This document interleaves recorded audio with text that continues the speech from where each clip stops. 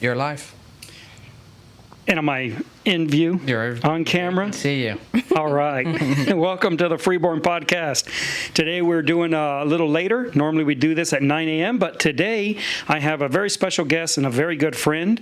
Mikayla Lundgren is here to talk to us about a lot of things, and I've been really looking forward to this podcast since she asked if she could come on, and so we're glad you did. I'm very happy that you asked to come on, and we're going to have a conversation. You work as a hairdresser, yes, or a beautician or esthetician. What do you like to be? What do you call it? A hairstylist. Hairstylist. All right. Yeah. And you do all the colors. So I was looking. I follow you on Facebook, and I don't know if you have an Instagram. Do you have an Instagram of your work? Okay. What do you want to give that out? Yeah, it's lovely.locks on Instagram, and then it's lovely.locks20 on Facebook. Okay, we'll put that also in the description, and you can follow. But you do all this coloring on the hair, like what your hair right now is all these different colors. And then I saw the one recently where it had the bird. Yeah, that was the coolest one. And so they brought the bird in. Yeah, like a picture. It to me. Yeah, she showed it to me a few weeks before, and she's like, "I have no idea if you can do this, but," and I was like, "Challenge accepted." That's funny because usually the people will bring in a picture of like a supermodel or something and say, "Can you make me look like this with a haircut?" I know, but they're bringing in a picture of a big fat bird. I don't even know if that bird is like a real thing or if it was photoshopped or what. But I was like, "This is cool. I'm gonna try it." And it came out really close. Yeah, it was real good. It was amazing. It was fun. Yeah, you do great work. So if anybody is suffering from Corona grays, I'm here. Yeah, Mikayla's here to help you out with that. And you were telling me, we were talking before we started that all that the hair coloring is like the new toilet paper. Yes, it's getting real. Like every chance I get, I try to go to like the store and I try to get whatever I can find because it's rough out there. Like hair color is hard to find right now. That is crazy. And when did that start? When was it? Like I remember when we first opened and were able to go back to work, everything was okay. And then like within a couple weeks, I like went back and everything was gone. And I was like, oh, this is not good. Wow. Yeah. So everybody rushed to the hair salons. Yeah, which is true because the first couple weeks I went back, I was working like crazy. I was so busy. I think everyone, that's the first thing you want to do. Most people like change something. Yeah, not you. I wouldn't even know the difference. But yeah, everyone's racing to the hair salons, right? Yeah. Was there a lot of scary stuff you were seeing? Well, no, but it's interesting because like everybody wants a drastic change right now. It's like people who have been dyeing their grays forever want to suddenly go gray, and then like people who've had long hair suddenly want a pixie. It's like everyone just decided they want to change. Do something different. Yeah. Did you get anyone in that their husband tried cutting their hair and they needed help? Oh yeah, there has been a bunch of those. Yeah. I saw a video of a guy and his wife was laying on the counter, like on the kitchen counter, like laying there, and they had her hair stretched out over a cutting board, and he was cutting it with like a butcher knife, like whack whack whack whack. I know there's a bunch of people, I don't know, there's this like one guy, there's a couple of people over like in Russia or something, and like one guy burns hair or whatever. He's like famous for like cutting hair by burning it, and another guy uses axes. Like there's some of it's stuff. Real. People actually do that. Yeah, and do it well, I guess. Huh? Yeah. This guy was like hacking it like yes. I don't know if it was what it was, but I thought that was crazy. Yeah. Yeah, my wife always laughs at these movies where they're like, they're like on the run, right? And they're like trying to change their appearance, and so they'll give themselves a haircut and they'll be like lifting hair and just like snipping. Yeah. And when they're done, it's like they have this perfect haircut. Yes. Or yeah, there was that one, The Spy Who Dumped Me or whatever, with Mila Kunis, and like she just decided like she was gonna go blonde. It's like this absolutely perfect blonde that she like did in the bathroom somewhere, and I'm like, okay, that's real. Yeah, exactly. Terry always that for me it's like other things, right? I look at like when they do stuff on computers, it's like, oh, give me a break. Yeah. So stupid. And then Terry's like with hair stuff, when she looks at it and they're doing hair, she's like, oh, this is not. Yeah. That does not work. I'm the same way. That is funny. The reason why you wanted to come in and talk to us was to talk about your journey. And so For those that don't know, Mikayla is the daughter of Michael and Linda Pemberton, who are one of the elders at Freeborn Church. Yeah. And actually a co-worker with me. And of course, we've known each other. Yeah. Well, ever since you were born, Yeah, my whole practically, life. right? Yeah, your whole life. We've been friends with your parents. And but so you grew up as a pastor's daughter. And then why don't you? How did you? So like you put on your post, and those that have seen it, you got mixed up with drugs, and your life kind of spiraled out. So how does that happen? How do you go from pastor's daughter to that point? So it's really interesting because a lot of it has to do, well, I was always a very headstrong, I was the trouble child of the three of us. I was always the more headstrong, strong-willed, like rebellious. And, but it had a lot to do with health. I had a health problem, which is what really started it. But I was already prone to being too adventurous and too rebellious. But, I was going to college full time, working 2 jobs, like loving it. I loved always like being on the move and like doing something. That's how I was like my whole life. I was a go-getter. Like I hated being alone. I hated being still. And then suddenly out of nowhere, I was at work and I collapsed and I rushed to the clinic, and I remember that they were trying to do tests on me and they couldn't even draw blood and I had like dropped 20 pounds in like 2 days. And it turns out that I had gotten Hashimoto's, which is an autoimmune thyroid disease.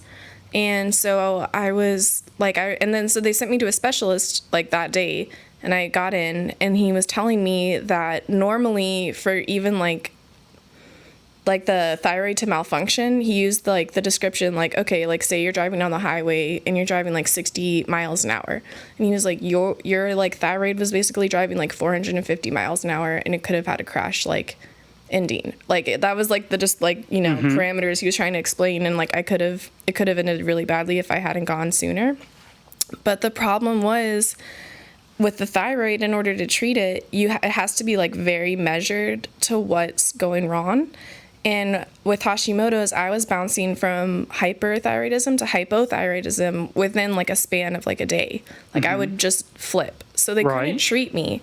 And I was going through all of this, and like so suddenly like I became like lethargic, and I just like couldn't work. I couldn't focus on school, and I was just like miserable. And how old are you at this time? I was 18. Oh, wow, okay. Yeah, I was really young. And it was really, really, really hard for me. And there was no indication that you had any of this before that? Mm-mm. Before you collapsed, you had no idea? No, it came so suddenly. It was really strange. And it was really weird. But so it was such a hard thing for me because I was used to being, like unstoppable, I felt, and like suddenly out of nowhere, like like your thyroid affects everything because it decides what nutrients that your body's going to take from certain foods. And so what my thyroid was doing is like my body was attacking it. My thyroid was just like dumping absolutely like everything from the food straight into my bloodstream. So it was just like affecting everything in my body. And then it got worse because I went in and I was like telling him about all these other symptoms I was having, and he's like, I think you're clinically depressed. And he's like, generally there's like 3, there's like clinical depression, anemia, and Hashimoto's. And he's like, usually if like you get one, you're probably going to get both of the others too. They like cause each other. And so then I was like clinically depressed and just going through all this, and he didn't want to put me on antidepressant medications because he didn't think I was healthy enough, which I actually like respect him for even like thinking that, He was a good doctor. But I was going through all of this and in college and young, and I had already experimented with like Adderall in college. Mm-hmm. And one day like someone's like, "Oh, I don't have any Adderall. I have meth." And I tried it, and for the first time in like a year and a half, like I felt awake.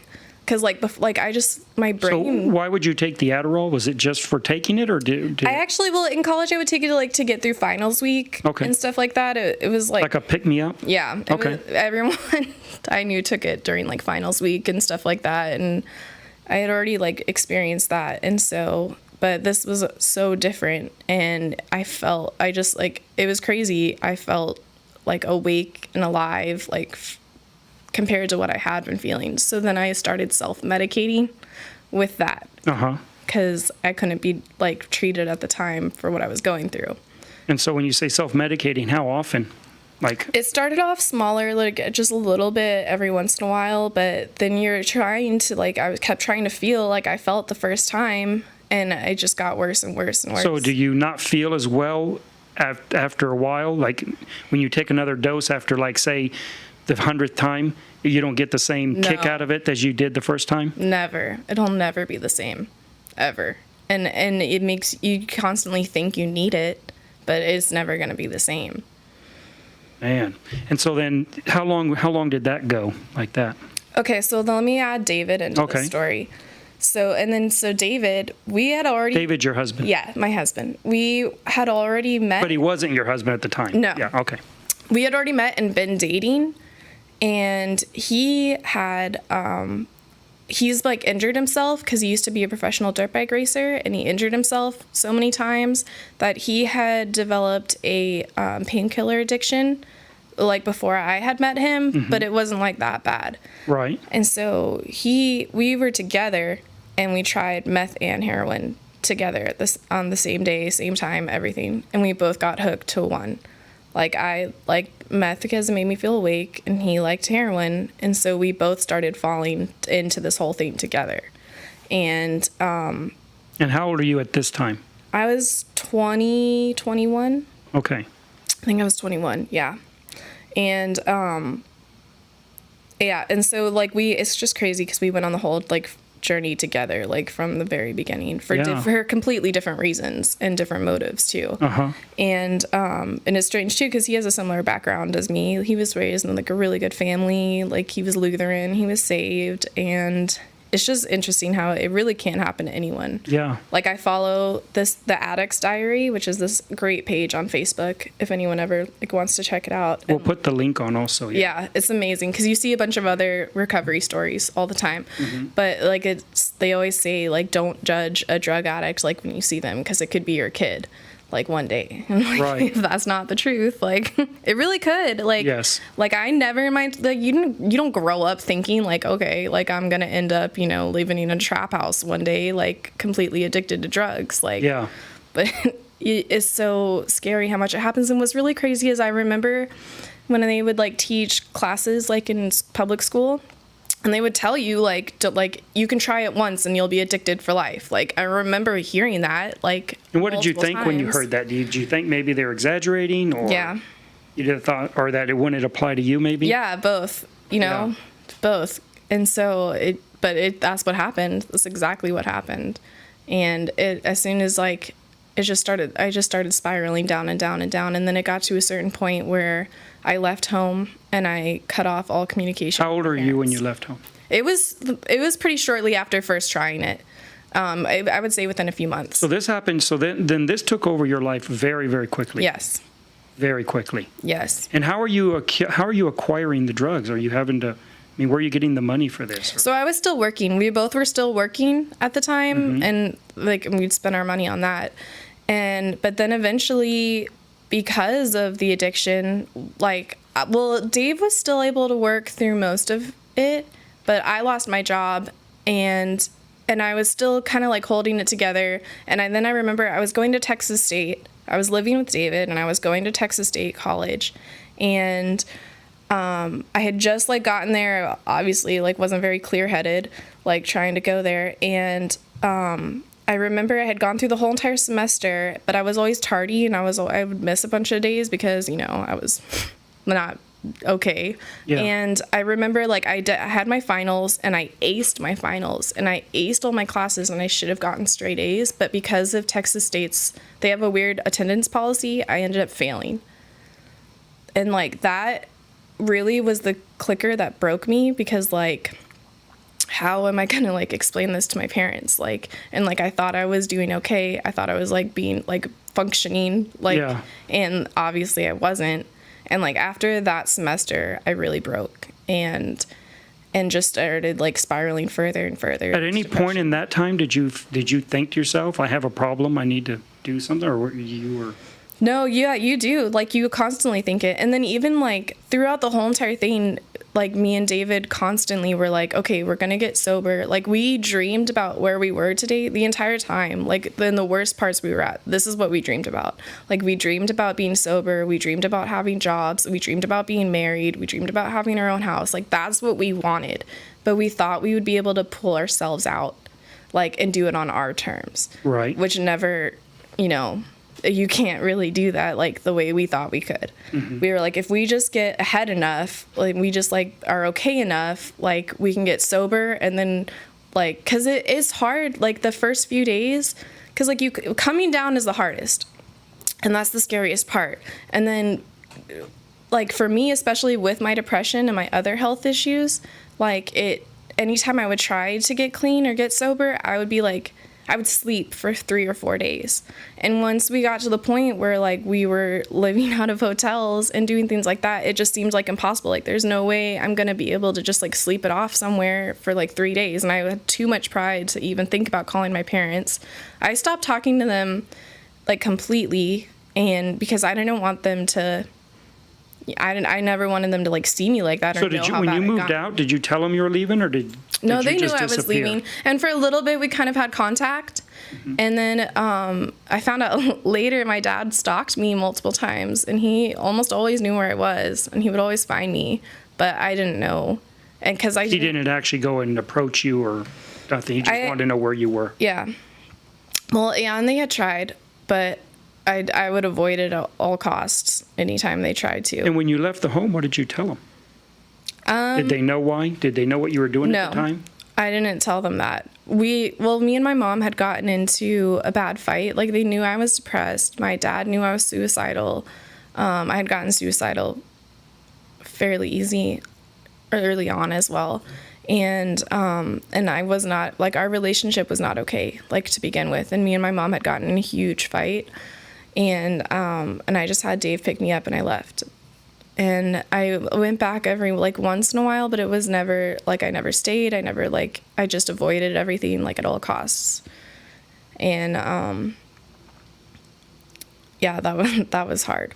But yeah, and so the main reason for that was because I never wanted them to know how bad I had gotten. Like, the whole time I was just thinking, like, I'm gonna get better. Like, no one will ever have to know. Like, I'm just gonna get sober. Things are gonna get better, and then it'll all be okay, and we can go back to normal. Right. So. Was there anything else you were doing other than meth, or was that all? Well, I would do heroin occasionally, but I just didn't like it as much. And then he would do heroin occasionally, or he would do meth occasionally, but he didn't like it as much. And but that's basically it. Because they're crazy. They're just insane drugs. And then so when I was talking to David, because he wanted to come on originally, and because it is interesting, we have completely different viewpoints and motives. And he was saying that it's crazy to him how dangerous it is, because like he started off with pills too. And in a sense, like one is like, it's weird because like he thinks that pills are more dangerous because it's a consistent like manufactured dose. And so like to him it's like stronger because you always know what you're getting, like it's consistently like made. And then with like the street drugs, like you don't know, people cut it all the time. Half the time you'd spend a bunch of money and like it would be just enough to like, and then you still feel worse. And to me, those are more dangerous because, like, you don't know what you're getting. Yeah. And that's how a lot of people die on the streets because people are messing with it. And it's just interesting because, he thinks pills are way more dangerous, but I don't. I think the street drugs. And so you guys are living basically on the street. You're staying in hotels, or what are you doing? Yeah. So for a while, we were. I was living with him at his like friend's house, and then eventually, like we're too ashamed to like go out there because like I'm sure they knew, like we're good friends with them now, like after the fact, but at the time we're like and then we're constantly trying to like buy drugs, like, and that's a whole thing. Like, it's not, I don't know, it's crazy, but yeah. And so eventually, Why is it hard to always do? Why is it hard? Is it difficult to find them, or what is it hard? Yeah, it'd be difficult to find them, and then on top of it, like, half the time, like, it's not a system like in the underworld to like help anybody out. Like, half the time, like, they're just like wanting to like make you do things, like, you know, run errands for them, or like do this, or like drive them around, or like, it's never an easy thing for us. It never was. But so yeah, we'd be like gone for like 3 days from like their house, and then we'd like come back and sleep for 20 hours, and we're like, okay, this is, I don't know. So we eventually left there, and yeah, and then we were like living out of hotels and trap houses, and just like wandering around, like thinking we would be able to be okay eventually. And every day you're using more. Yes. And it's just getting worse and worse. Yes. And so then how do you guys come up with money at this time?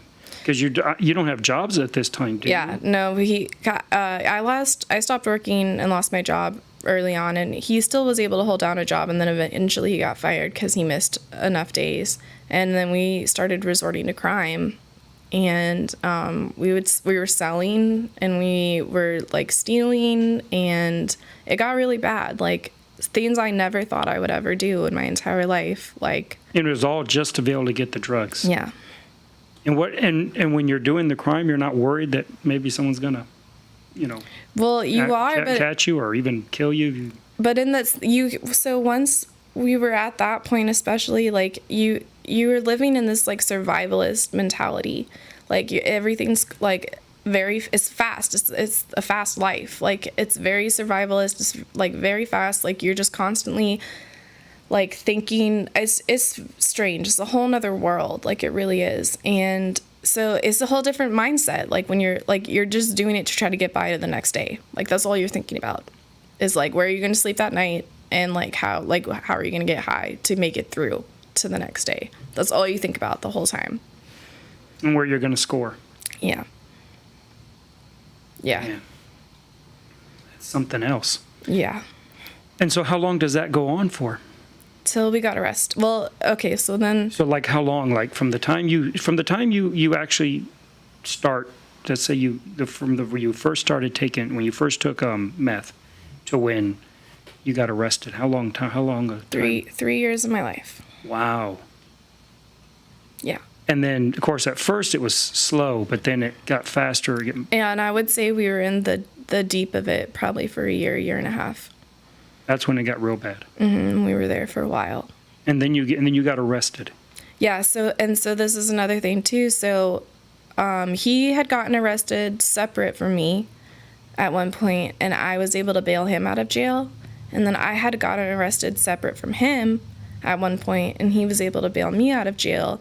And after those 2 times, like were those arrests for drugs, or are they for, okay, both of you were arrested? Yeah, drugs, and then and stolen property. Okay. As well. And the first 2 times when you and him got arrested the first time. Yeah. All the times we got arrested, we had drugs on us. Right. So, yeah. And those were all of our arrests were very close to each other. They were all one summer. And so that's when things started getting like really bad, and things started really like wearing on me and like scaring me, and I realized like I'm not cut out for this like fast life. Like this is not, I mean, it's never where I wanted to be, but at that point I was really like, this is not okay. Like, and then we eventually got arrested together, and I was sitting in jail, and I didn't want to. I kept thinking like calling my parents and like explaining everything was the last resort. And like there were so many times where like I thought I wasn't going to make it through something, and I still was too proud to call I easily could have. They would have helped me. Like I could have called my parents at like any time, and if I had been real with them, like they would have helped me. But I was too proud and too stubborn, and like that was always the last resort on my mind. Like, was it that you were embarrassed? Was it that you were afraid of disappointing them, or was it that you were just didn't want to admit that they might have been right about something? What all do you think? three.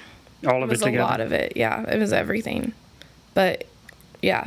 And so what did this life do to your health with the health concerns you had? Oh my goodness. Okay, so here's another thing back to like the mental health and like depression. One thing I've learned and I've seen in other people is that these particular drugs, especially if you're already predisposed even to mental health issues, they pull it out and amplify it. I've seen it with other people, you know, like there's one person who was like totally fine, and then like one day he just snapped and was never the same again. But like you could tell that I think he was already predisposed to it, and this just like cracked it open.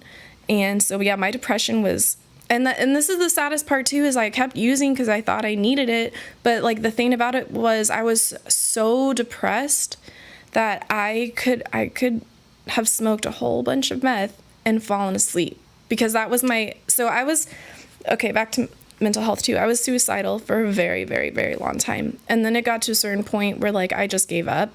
And so like David was just trying to like keep me okay for most of the time. So he was like constantly trying to like just like keep us through the next day, and I would just shut down.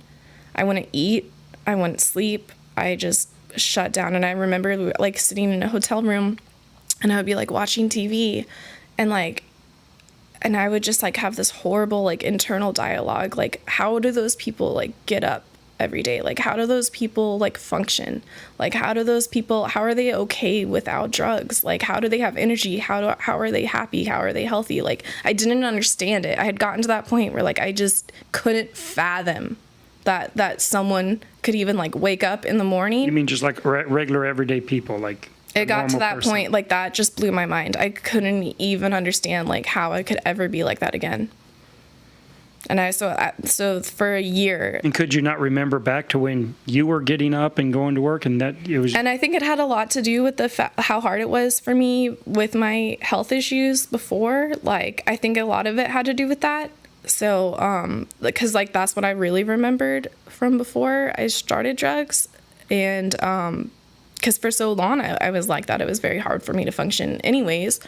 And but yeah, that was so hard for me, like, and it was also made it scarier to try to get sober, because like I just didn't know how I would bounce back. You didn't know how you were going to cope with life without the drugs. Yeah. Yeah. And when you say you were suicidal, how serious do you mean by that? I mean, were you actually plotting or planning on how to kill yourself, or? I wasn't particularly plotting, but there was a moment. Another thing that's hard for me is I had always been shooting guns since I was little. Like my grandpa taught me, you know, my family, like since I was a little girl, and that was like it was always my favorite thing in the world to do. And I remember from one of my birthdays, my parents bought me a gun, and I like took me to a shooting range, like all this stuff, and it was something I was very proud of. It was like it was part of my identity. And I remember that I was having I was having very, very suicidal thoughts, and I was sitting in my room with my gun, and my dad walked in, and he already could tell, you know, where my mind was going, and like he took it away, which, you know, thank God that he did. And after that, the like plotting and stuff kind of went away, but I definitely gave up, and like I just didn't want to be alive or function, but I didn't like have the courage to think anything through at that point. Right. Like I was just a shell. I was just a zombie. And so if you want to put up the picture. Yeah, show them that picture she sent us. So I was already unhealthy enough, but even for someone using meth, I never ate. I just never, like David would have to force feed. So how much do you think you weigh in the picture you sent us? Well, I was 103 pounds when I got arrested. And like And how tall are you? I'm 5'8". Yeah.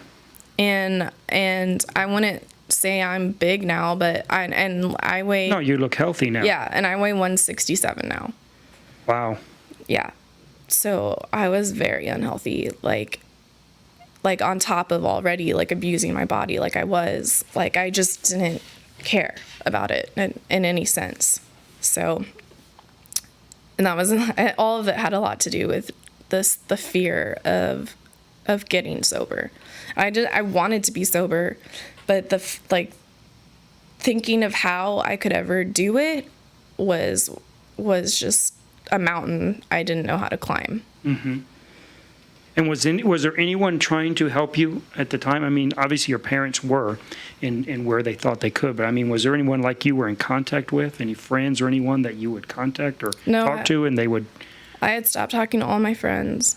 I only talked to other addicts. I was only in... And none of them obviously are trying to help. I was immersed only in that world for so long. But another thing too is I think it's really interesting. So let's jump to spirituality and my faith. Yeah. And I think it's so interesting what you said a couple of sermons ago. Hold on. Yeah, sure. I think it's so interesting what you said a couple sermons ago about how you think it's a much bigger deal and it's much more taxing, you think, for God to purposely reach out and like work in someone's life than we think it is. And like that blew my mind, because the entire time I was gone and in my addiction, like my internal, my foundation never wavered. Like it was never anything like that. And so you never had any doubts as to faith or to the doctrines you believed or any of that?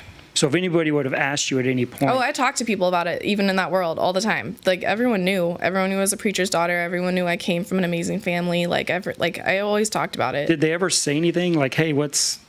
Well, I would always tell, so another thing, too, that was so hard on me, because when I would be around all these other people, and this one still kind of kills me, because most of the people that you'll find that are addicts are like running away from childhood trauma. Like I would say like 95% at least of them have childhood trauma, and there are like learned experiences from their family. Like most of them aren't like me and David, and it would bother me so much. Like, why is someone like me, who had everything that I could have like needed, like I don't have any childhood trauma. Like my parents did absolutely everything right, and look at me, like what, and like that always. And that was the same story with Dave. Yeah. So neither one of you could look back and say, well, we got abused, or we were neglected, or we had a broken family, and none of that. Yeah, that was never a factor into. And you knew that at the time, or did you try to make up a story in your mind that? No, somehow... I knew it at the time, but when you're already depressed, anything like that, it goes against you, you know? And so I would just feel, it would just like spiral me deeper. Like, oh, you're horrible because look at you. Look at what you've done with what God gave you. Look what you've done with like what you could have been. And I would just keep spiraling down and down and down into self-hate. Is that something you would think about often like that? Yeah. All the time, especially when I got close with people. I'm still friends with a little fly flying around. Little gnat. Sorry about that. It's okay. I actually got really close with multiple people like in that world. And when I would hear their stories, try killing them. It's all right. And when I would hear their stories, it just Give me that spray over there. We're going to get him. But you're going to have to move. That's fine. Yeah, we're going to spray him. I'm going to kill this guy. Don't breathe it. She's going to fall over dead. Anyways, you were saying you would hear these stories. Yeah, and I would get so close to these people, and then I would look at me, and I'm like, what is wrong with me? Like, it always got me, and it always ate at me. Like, still to this day, it kind of bothers me. Like, especially with my sister, like, she's like one person in my life that I don't even know how to explain it, but like the amount of empathy I have for her is like surpasses anyone in my life. It's always been like that for me. Mm-hmm. And like anytime like she's struggling, like I get angry, like I really do. And I'm like, why am I doing good now? Like I don't like, and she's not. Like it's an issue I have kind of with God sometimes, but because look at what he's done in my life now. Like anyway, okay, so it's all right. Back to the spirituality. Like, yeah, and there was multiple times, and like these drugs are mind altering, okay? Like you don't think right, but like they're not psychedelics, okay? Right. So when I say this, this comes from a very serious place, but I had multiple what I call dialogues with God constantly. like constantly. Like I would be sitting in a car outside of a hotel by myself or whatever, and like just depressed and down, and like I could just like feel him like calling to me, like to come home. Like this happened all the time. It was always there. And so he was always there for the whole thing. And what would be your sense or your feeling of that when that would happen? I just didn't know how. And I didn't want to call my parents. And then I would just start spiraling down again into like how horrible of a person I am. And then I'd brush it up, and then it would go away, but I would feel it again. Like he was always there. He was always trying to bring me back. And so yeah, when you said that, because there was a lot of moments, and there was a lot of moments, to be completely honest, where I should have died. There was a lot of moments. There was one particular other addict who was older and not right in the head and had thought we had screwed him over, and I had a shotgun held to my face, and he was completely high and off his, rocker, and like I like there's been I've gone through multiple stories where like I shouldn't be here. Like I really shouldn't. There's been multiple things. I've seen a bunch of stuff in that world, like, but like I just know like there's no other person, or there's no other way that I am here, except he was actually like watching out for me the whole time. Like I really know it. And then so then when we got arrested, I finally called my parents, and that was the first time I had actually talked to my mom in a really long time. And they bailed me out of jail. And did you call them because you had nowhere else to go, or why did you call them at that point then? Well, at that point, yeah, I knew that they were the only ones who would get me out. But at that point, I had been scared enough of the life finally that I was finally ready to like want them to help me. And like they had no right to. I mean, you know what I mean? Like they had no. Yeah, that you had no right to expect. Yeah, I had no right to expect that, and they had no like need to do it, but they did. And what was the response when you called? Who would you talk to? My mom. She answered. She answered. I know that she would tell us, because we were kind of we weren't actually working together yet, but we would go out to eat every now and then, or talk some, and so we knew a little bit about what was going on. And I knew that they had a phone that you had a number to, and they would like track me. Well, they would keep the number. They didn't want you to lose your phone. They kept your phone connected. They were paying your phone bill, I believe. And I specifically got another phone because they could track me for a while. Yeah. But I know that they were keeping your phone connected because they wanted you to be able to call any time that you could. So when you called and she answers, what's her response?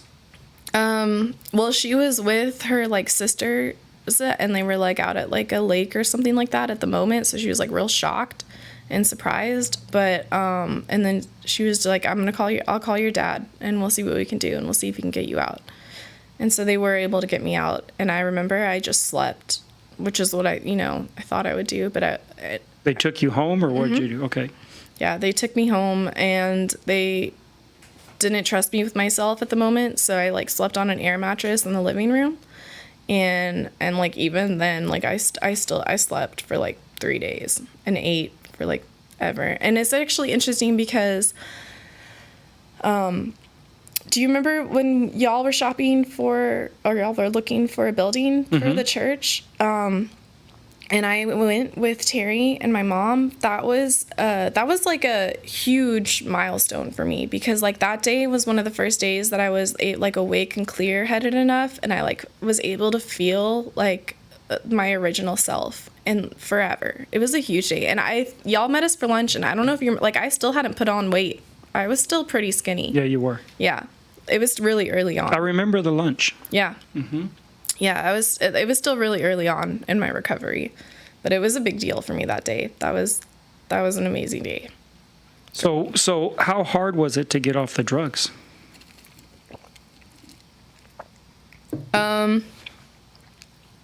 Well, okay, so the thing about both of these drugs is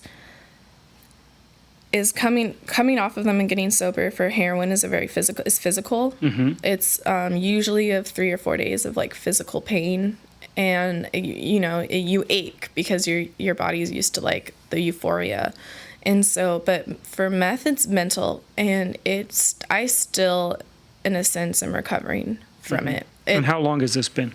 It's been 2.5 years, and there's still residual things that I'm like, I'll come out of, and I'll be able to tell. Yeah, so it's different for both, but I finally started feeling like okay and better after 3 or 4 days. I was still dealing with a lot of the mental effects that meth has for a long time. And it was like still wanting it? No, and that's the thing too. So you didn't want it anymore? No, I had gotten to the point I was done. Like once I was actually home and like with my parents and like okay, like that's it. I was done. I just haven't wanted it. Wow. Since. Which is hard for me because like I go to NA meetings every once in a while, and it's actually really hard for me sometimes because a lot of people go and talk about like using dreams and like all these urges, and I just never. That's weird. It's strange for me because once I gave it up, I don't want it. That's it. So it's kind of strange, and I'm not judging any. No, I understand. It's just different for everybody. Yeah, but I had gotten to that point where that's it. I was done. I never ever wanted to or want to ever be close to back in that hole I was in. And that's all it ever takes you to.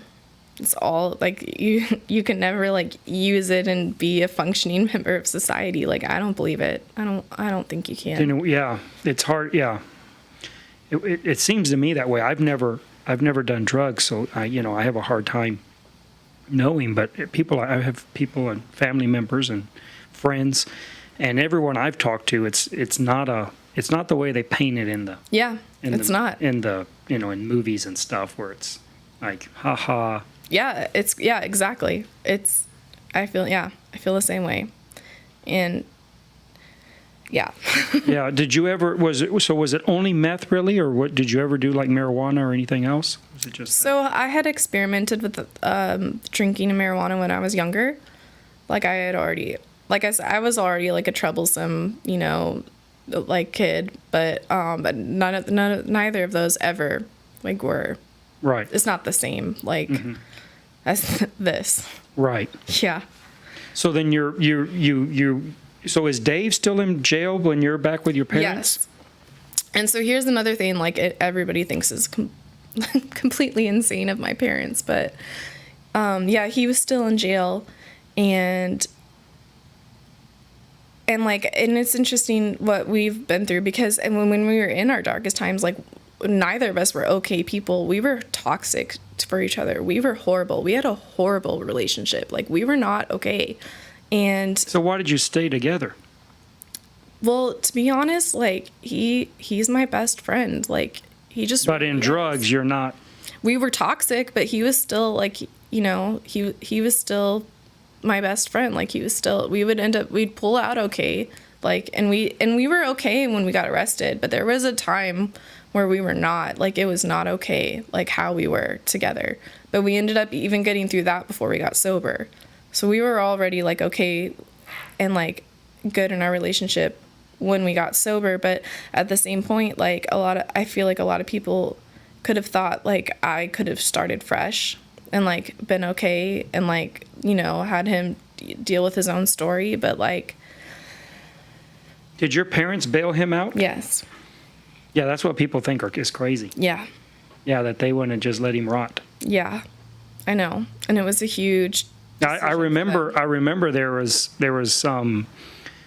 I wouldn't call it criticism, but surprise. Oh yeah. Big time surprise. Oh yeah. Like what? I know. I mean, anybody. And what's their reasoning with that? Well, as far as you know, anyways. A lot of it, because they had known him from before, and I'd been with him forever, and like they knew that he was also a Christian, and he was also like. He had the same stories. And so once they, I think, finally realized and accepted the fact that, like, he wasn't the factor that, like, got me into addiction, that it was all me, and that he had also fallen into the same thing. And they knew, like, and here's the thing, like, when I met him, like, and we were dating, like, I already knew, like, I'm going to marry, like, we already knew, like, this is it. Like, we're going to marry each other. Like, it was never a fling. Like, that, it was always that kind of bond from the very beginning. Right. And so I told him, I'm like, well, he's the only one. Like we wanted to get married. We did. And honestly, I didn't even want to have the wedding we had. I wanted to elope. I wanted to elope with him like forever ago. I didn't know. And so, and so once they finally realized, like, okay, well, he's also a Christian. Like, he also deserves a second chance. Like, I still don't, I mean, it is crazy. Did you have to convince them to do this? Did you ask them to do this? Or was this their thing? It's just very interesting. No, I asked them. I did ask them, especially because, so it was also really weird because when he had gotten arrested, the system lost him for a little. Bear County is like, it's interesting, but they had lost him. Like, I couldn't like call him. No one knew where he was. Yeah, he like gotten lost in the system, and then they ended up like transferring him like super far away because of overpopulation, and like so I didn't even get to talk to him for like a very long time, and eventually we were able to like write each other, and then eventually we were able to call each other, but so he was still in there for a while, and I actually think it's really good the way it worked out because he was very like he was adjusted to the fast life more than I was. I was scared, I was done, I was depressed, I didn't even want to live, like, and I think him being in there a little longer and me being out and like getting sober is one of the best ways it could have happened for him. And so now, did he get sober in prison, or is he still able to get drugs in there? No. So yeah, he'd been in there for I think like 3 months. I'm not sure, but yeah, he'd already been sober. And how does that? I wish he would have been here too, because I would have liked to ask him a little bit about that. Yeah. Because it's I don't know how it is in real life. You only see what you see in movies, and that's not real life. But like, do they help you get sober in there, or is it just cold turkey? You're just in the cell and you just... Well, okay, and this is I've actually heard from like multiple people I know who've gotten arrested that sometimes they've helped people out, but like they didn't give, like, even when I was like the short amount of time I was in there, they didn't care. They didn't give me an option. Like, I was 103 pounds, like shivering on the ground, like, and like they didn't care, like. And no, they didn't care for him. Like, they didn't help him at all. Like, and how was that for him? It was hard, especially because he was more of a heroin user. But once he got through the 2 or 3 day detox, like he was better. Like he said he slept through almost all his meals, even for the first couple nights, and then he started getting a little bit better. But yeah, he wasn't able to find drugs, like, but and another thing I was scared of too, and I think this also had a factor into my parents, is like he ended up getting transferred with people we knew. And so, and like if like when you're in jail, you're still thinking like, like you are on the streets, like in most of the time, like you really are, especially if you're surrounded with people, like you're constantly thinking like, okay, when I get out of here, like this is what I'm going to do. And like I don't know, I started getting worried about that. I was like, if he actually could be like here with me and like see like, how we could do this together, like maybe like we'll be okay. But I don't think him being in there with like people, we even specifically know, like, I don't know. I was worried about that for his sobriety too. And I think that had a little bit of a factor as well. So how long was he in after you had gotten out? I think it's 3 months. It's 3 months. Yeah. And then is that when they decided to? Did you ask them to do it then, or is that just when it was when they were able to do it? They weren't able to get him out before then. How did that work out? Well, and then another thing too is how they lost Right. him. That also scared me because like he missed a court date because no one knew where he was. Yeah. And so I started getting like, real freaked out by that. And then talking to like, they ended up being able to like talk to him on the phone and like more, and like we had finally got communication with him and stuff. And yeah, they had thought about it for a very long time, and I would not have judged them if they hadn't. Like I never would have. Right. But also he was all I had known for for all that time. Like he was, he was my life for that time, and it was hard for me to adjust without him, especially when our whole dream was getting sober together. Mm-hmm. Like that's all we had wanted the whole time, is to be sober together. Would you guys actually talk about that? All the time. That's all we, yeah. All the time. That's interesting. Yeah. But you're not thinking right. Yeah. And like the drugs are telling you that you need them. And so like you have a whole. And you keep thinking that you're going to like turn the corner and that somehow like all of a sudden you'll be like, okay, let's just stop or what? No, well, it had gotten to the point like once we were like living out of hotels, then it had gotten to the point like, how are we going to detox? Like, cause we would literally like find another one, like we'd sleep in a hotel one night and then like have to find another one, like have to find up money to get into another one the next night while also like trying to buy drugs. And so it was like, how are we ever gonna like have a stable, okay enough environment to do the detox?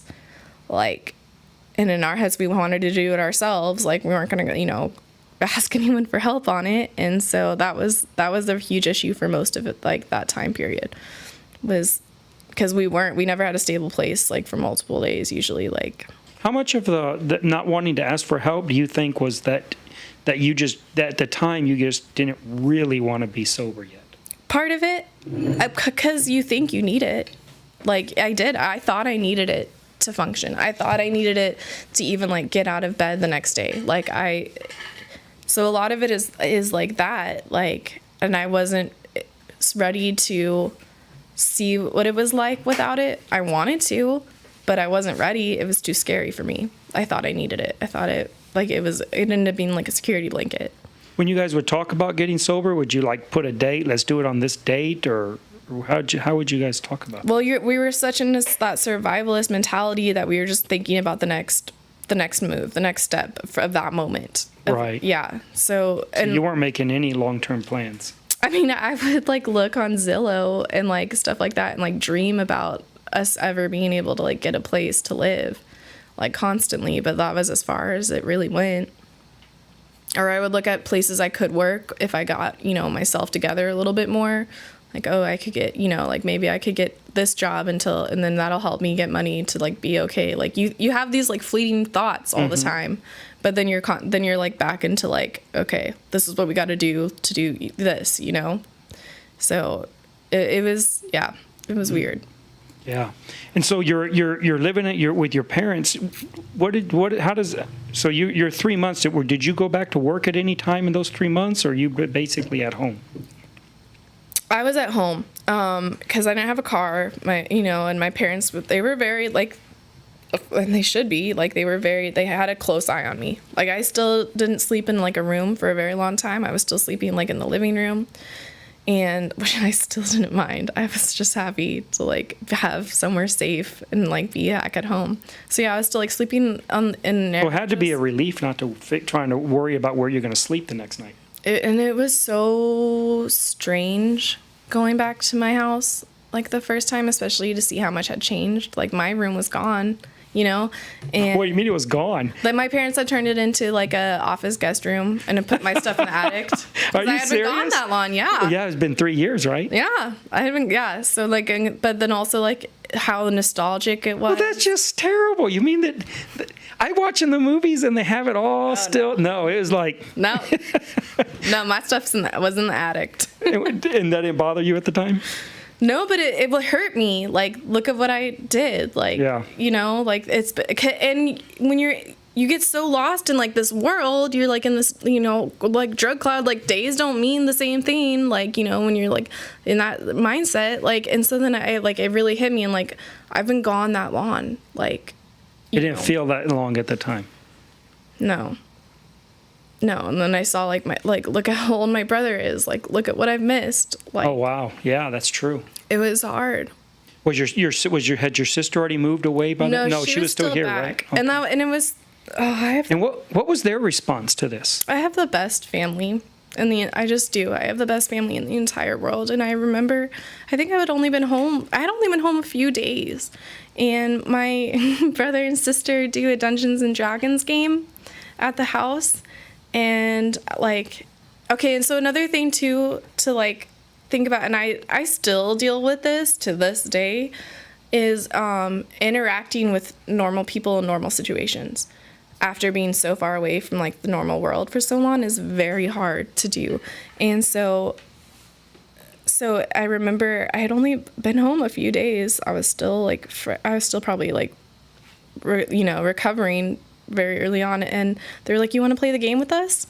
And like, that was the first interaction I had with my sister.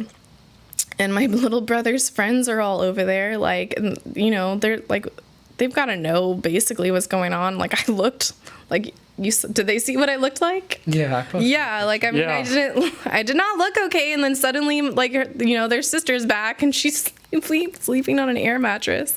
Anyways, and so, like, they had to have known, but they were all so, like, welcoming and, like, warm and just, like, brought me in. And so, like, at my wedding, like, they brought me in to, like, their little group, which was, like, a huge deal for me. And, like, so I invited them all to my wedding, and they, like, sang for me at my wedding, all of my brother's friends. He has good friends. But yeah, I have the best family. They just brought me back in. So they just welcomed you right back in, all of them. Yeah. And so you're living there. So how long is it before you start going out and trying to do something else, like trying to get a job or? Well, a lot of it had to do with the fact my parents keeping an eye on me because, like, I didn't have a car and all of this stuff. And then eventually, actually, it wasn't until I actually checked myself into an outpatient rehab mainly because my lawyer said it would look good for the court, but that was really good too. And that was also a huge milestone because I remember I went in and I had to do like an evaluation with 2 different people to like see where I'm at and like what attention I would need and stuff. And I remember like they both like asked me like, how did your drug abuse come about? And I remember telling them, I just started telling them about like Hashimoto's. And so when I had it in the very beginning, it like anyone I would talk to about it had no idea what it was, like didn't understand, like they'd heard of like hypothyroidism, but they didn't understand like what I was going through. And I remember these 2 experts at the rehab, and I would like say it, and it was like they instantly like understood where that path could, like they knew what Hashimoto's was, and like they could understand like slightly like right what they understand how that could contribute to yes. And that was huge for me. Like I couldn't even believe it, and that meant a lot to me. Like I actually felt like seen, and I actually felt like understood instead of just like instantly judged. And so that made me way more open-minded into when I went to rehab and I like took all the treatments and stuff. And so I remember I did that for a while, and then I remember looking for jobs, but like no one wanted me at the time. Like I applied for a bunch of jobs, and I didn't really hear anything back. Why didn't they want you? Because of criminal record or why? I'm not sure, because I don't even know if it would have popped up right away on some. Because you still hadn't been convicted of anything, right? So I didn't know. I thought that might have had something to do with some of them, but I'm not sure. I had applied, I wasn't applying at like McDonald's, but I was, and I just hadn't really heard anything back. And then once they bailed David out, he got where he works now was like one of his first interviews, and he got it right away. Like, but he has more different skills than I did. Right. And so then I had always wanted to go to beauty school. Like when I was younger, I always did. But my dad wanted me to go to college, and I did love college for a long time, and I wanted to be an archaeologist. And anyways, and so then we talked about it again, and I was like, maybe I could go back to beauty school. And another big factor of it was Carly. I remember Carly had just had her baby, and I had gone to the hospital to see her, and I told her, like, she was one of the first people I like told what happened, and I was like crying, and then she was like you should just become a hairstylist. She was like if you have your license and you're good at what you do, no one's gonna care. Like they don't care about that. All they care is they get their hair coloring. Yeah. And she's like, and you can work for yourself and like make money. Like you don't have to deal with that. Like if you go into that. That's true. Yeah. So she was actually the one, and like I'd always wanted to do it, but then I was like, yeah, like she's the one that lit that fire in me. And so then I enrolled in. And you hadn't been at all to beauty school up to that point? No? Okay. No.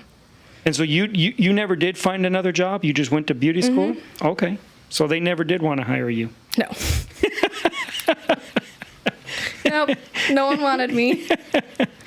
Oh. And so once Dave's bailed out, where's he living? With us. In a separate room. Yeah. Yeah. And And what does he think about that? Or what did he think about that? Your parents bailing him out and putting him up and... It's hard for him. He's a, a very like proud guy, but he was also like extremely thankful because like all of his family lived, they don't live around here, and they're dealing with their own stuff. Where's his family from? Wisconsin. Oh, wow. Yeah. They don't live around here at all. No. No. And he hadn't talked to them for a long time, or seen them in forever. And so it was awesome. And he was, but until he got his job, he would like constantly be doing stuff like around the house, like helping my parents, like with whatever they needed. And then once he got a job, he was working like forever. But yeah, so I think it was hard for him, his pride in a sense, and us still living there after we got married. How long ago was this? You guys are living with your parents. How long ago? How long has it been since then? Well, it was 2017 when we got arrested and got married and sober. It was all within that. So it's been about 2 years. Mm-hmm. Yeah. Oh. Yeah. And then, so when did you finish beauty school? A year after that, 2018. It's a whole year. And I started, so we got married and I started beauty school 2 days later. When did you get married? In October of 2017. October 2017. When did you go to jail? In September. No, August. August. Yeah. We got arrested on July 31st. Okay, so then you guys, he gets out, they get him out, you guys get married pretty much right after that then, right? Not hardly at any time after that. Yeah.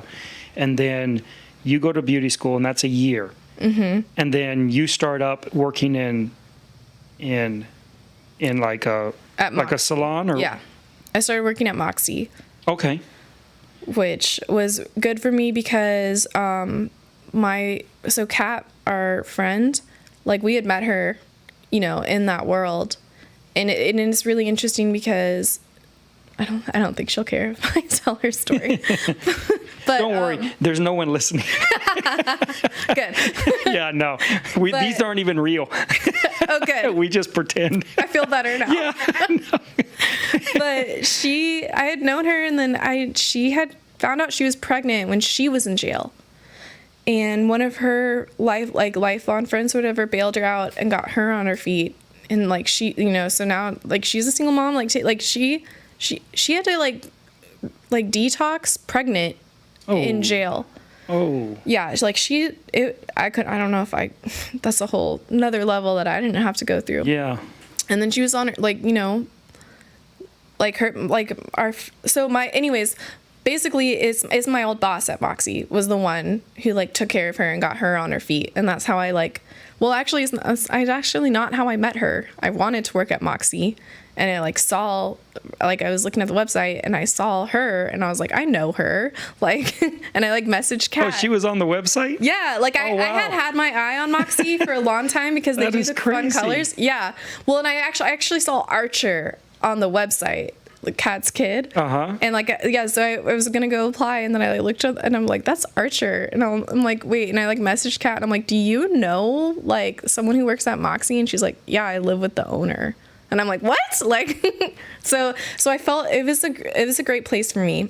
Cause I felt okay. She knew, you know, and so it was good to instantly go in somewhere and they know, what's going on.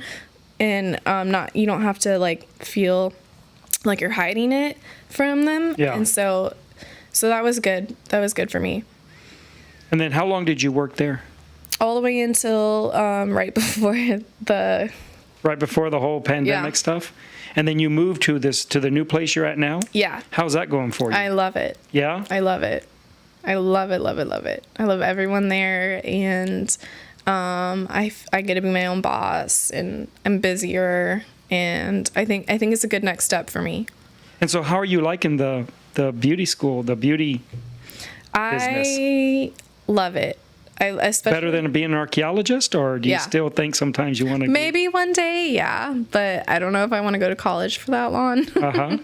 But yeah, no, I love it. I really do. And it's interesting because I was really nervous, especially when I was going to cosmetology school, because a lot of the times, like, they would tell me, like, oh, if you have, like, a great personality and you're super talkative, people will come sit in your chair even if they don't like how you do hair. Like, I remember hearing that, like, multiple times. Especially, like, early on in my sobriety, like, I'm still, it's really, okay, so it's really strange because me and David, like, switched personalities through this, like, journey. Because when I had, like, met him and, like, stuff before we used, he was, like, very introverted and, like, antisocial and, like, had a lot of anxiety and, like, all of this stuff. And I was, like, you know, my mom, I was, like, fireball, like, butterfly, like, whatever. And, like, we've switched, like, now I'm very introverted. It's hard for me to have small talk with people. I'd rather just go home, like, as soon as I get off work. Like, I was never like that before. And right. and he now, like, doesn't care what anyone thinks about him. Like, he's very self-assured. Like, it's interesting, like, how we've changed throughout this. But yeah, and so it was very still hard for me to, like, interact socially for a long time.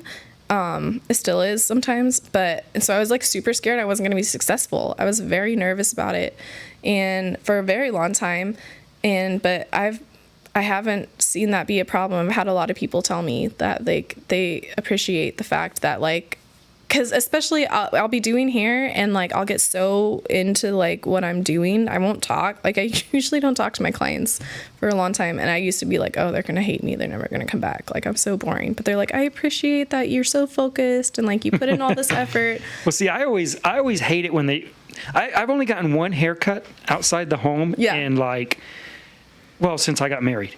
Yeah. So when I got deported out of Mexico. Oh, yeah. I was up here for, like, a month before Terry got here, and my hair was, like, real long, so I went and got a haircut, and that's, like, the only time. And then they tried to talk to me, so I never been back. Yeah. Because I don't want anyone. Well, see, and I'm like that, too. The worst thing about getting a haircut. That's why I don't go and get hair. I mean, yeah. I don't go get haircuts because I don't even want my wife talking to me when she's cutting my hair. Like, see, and I'm like the same way. So it's made me really happy because I found, like, a lot of clients who, like, appreciate that fact about me. That you just focus and do it. And I have one client, I'd be like, oh, finally, someone who doesn't want to talk to me. Yeah, and I'm 100% happy if they don't. Like, if they want to talk, I'll talk. Right. But, like, I'm not gonna be, like, opening up a bunch of small talk, like, while I'm working, like. And so, yeah, I was, like, really, really scared I was not going to be successful because of that. But I have found it to be the opposite. So that makes me feel really happy. Well, that's good. So then you've been working there. You've been working from Moxie in there, what, 1 year or a little over a year? A little over a year. A little over a year. And then Dave has been working where he's at for how long? The whole time since he got hired. So about 2 years. Yeah. A little over 2 years. Yeah. Right, about 2.5 years maybe since he got out and got hired there. What does he do? He heavy equipment, isn't it? So he started off working heavy equipment, and it's really cool the way it all worked out because they actually hire only through temp agencies, so it's easier for them, weed out people. Oh yeah. And so he had gotten hired just, like, running heavy equipment here, like, through a temp agency, and they eventually hired him on, and he's, like, gotten promoted twice. Since then, and now he's at the highest level he wants to go at that company. So oh wow. Yeah, and he loves it. I mean, I never see him. Yeah, he works a lot of hours. Yeah. Is he still working nights? Yeah. Okay. Does he like working nights, or is that just when he's available right now? No, he likes it because he likes the people that work nights. He likes the shift better. Okay. And he gets paid a little bit more to work nights. And yeah, he just at first he didn't like it, but now he likes it. He doesn't mind it. I think if we were gonna have kids, he would switch. Right. But at the moment, it's just like, it's fine. So you guys went from spiraling way out of control to drugs, to where you're living in trap houses and hourly rate hotels, basically, right?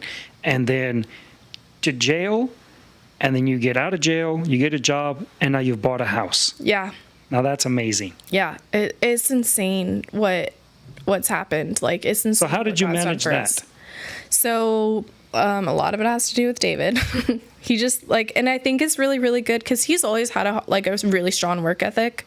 It was just something I've always, like, been. That's what really attracts me, to him. And he's just always been like that. And I think, like, having a job he likes that, like, he is fulfilling for him. Like, he loves being able to, like, throw himself into it and, like, work as much as he does. He doesn't like to be still. So I think it's actually the best thing for, like, his sobriety and, like, his journey. And So that like worked out really well. But yeah, staying at my parents' house is what really helped us. We were So able you to guys save lived up. there until you bought the house. Yeah. So you didn't have to pay rent, No. which is huge. Yeah. I know. That's huge. And that was another thing when we were like stuck. We're like, we're like, it's so hard to like get on your feet when you've like, when you're coming off the streets. Like it's not easy. Like it's a huge mountain. So yeah, them helping us is what, brought us to where we are. And it's amazing. And then you guys saved up a bunch of money for your down payment. And did you have any trouble getting the loan or anything? No, actually we didn't. Which is also interesting because I had a decent credit score and he had no credit, and he was able to kind of like build it up, but they still went off of my score. So I think it's really funny because like technically I own the house. Hold that over him. Yeah, because they put it under my name because it's my credit score. So it's my house. That's hilarious. See, to me, that's what's so incredible about you guys and your story is that you go from basically the very bottom you could get in your life, really, to within a couple years owning your own home. Yeah. Having a successful business. Yeah. He has a successful job. He's been promoted. That's just amazing. Oh, I know. And it's still to this, like, I have moments every day that blow my mind. Like, I even remember I was, like, working at Moxie, and I just, like, gotten off of, like, this super, like, long but, like, fulfilling day. I think doing hair is very fulfilling. I really love it. I have days where it's, like, super stressful and, like, it's overwhelming. But, like, at the end of the day, it's fulfilling for me. And I was just like dead exhausted and like dead tired, and I was like going home and I was like, oh, you know what, I want to get food, and I stopped at this like super amazing like sushi place and like bought myself sushi and was like just sitting in my car by myself eating sushi, and like I just like broke down in tears because I couldn't even imagine doing that like a year before. Like it was just mind-blowing to me like that I was able to do that. Like I bought myself like sushi in like my car, like, and it just, I have moments like that all the time. I'll just be sitting in our house and I'm like, where are we? Like, I can't believe it. I still, every day have moments like that. It's still mind blowing to me. That's crazy. That's crazy. So, I mean, coming off drugs then, was there anyone who was instrumental in helping you do that? Or... Yeah, so Derek Ross, he comes to church. He was a big deal. And he was also a big deal when my parents were considering bailing David out of jail. They consulted with him. And I like talked with him a lot because he has a previous story of the same things. And he helped me a lot. Like, and it was really good. And it was also really good to like see someone every day, you know what I mean? Or like at church, you know what I mean? See someone who has that story and like, and being able to tell you like, I think you can do it. You just have to like put in the work. Like, and then, my parents, but yeah, mainly that, like, that's what pushed me through. But, and it's interesting to me too, because I see salvation differently now because like now I see like, drug addicts and like, you can give them all the tools, you can give them like absolutely everything. But if they don't want it, they're never going to get clean. And I kind of see salvation the same way now, because a lot of the times I think we get so discouraged with like witnessing and things like that, because like we're trying all these things, but like at the same time, like if they don't want it, like sadly, like what can we do? Like what we can do is give them the tools, but like you can't save everybody. And that's really hard for me, like looking at addicts, like I want to, especially seeing as where we are, it's really hard for me not to be like, you could, like throw myself into some people's lives trying to be like, save them. But at the same time, like if they don't want it, like there's nothing I can do. Like, so that's a lot. I've had a lot of realizations about that, but then it's hard. And I'm sure it was hard for my parents. Oh yeah, because they would have helped, but until I wanted it, Yeah, that's a very hard thing for a parent, because you want to help very badly, and you're not sure even how to do that and the worry always is, well, if I try and how I try to push them this way and then it goes out worse. I mean, it's just, I know. It just you have no idea how to do it, and you just finally have to realize that a lot of this, they are going to have to at least ask for the help themselves. Yeah. Right. And until they do, they're just not ready to be helped. Yeah.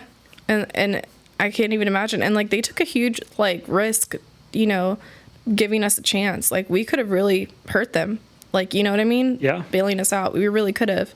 And that was a huge risk, but I'm so happy that they, that they loved me enough to try to give me, the tools and the chance. Like look at where I am now. Yeah. And my relationship with them is I never would have imagined the relationship I have with them.